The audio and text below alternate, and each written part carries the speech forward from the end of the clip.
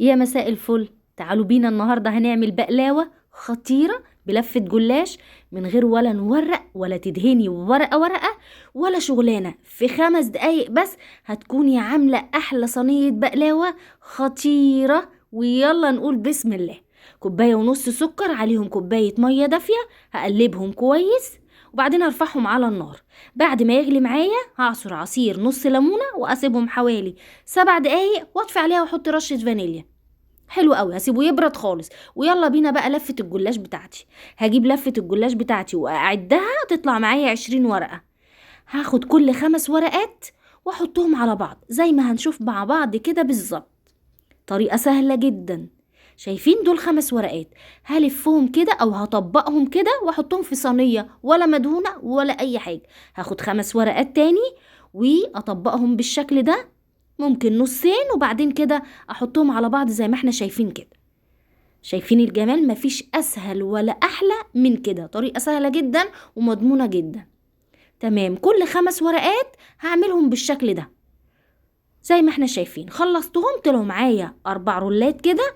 بالسكينة الرفيعة بتاعتك بقى وقطعي 7 8 كده. على فكرة التقطيعة دي سهلة جدا، يعني مش صعبة خالص، اي حد هيعرف يقطعها. تمسكي رول كده وتقطعي 7 8 هتلاقي نفسك خلصتي الكمية. ممكن على فكرة تحشيه قبل ما نقطعه واحنا بنلفه كده مكسرات، اللي يعجبك. طيب 1.25 كوب سمنة او زبدة دافية، وحطيت عليها معلقة صغيرة بيكنج باودر وقلبتها كويس. دوبت البيكنج باودر في السمنة السايحة بتاعتنا. انا استخدمت هنا سمنة بلدي خطيرة. نزلت بيها بقى على البقلاوة او الجلاش بتاعنا واتأكدت كده، سبتها 5 دقايق ودوست عليها كده عشان السمنة توصل ليها كلها. اتأكدت ان هي اتشربت السمنة ودخلت في كل حتة.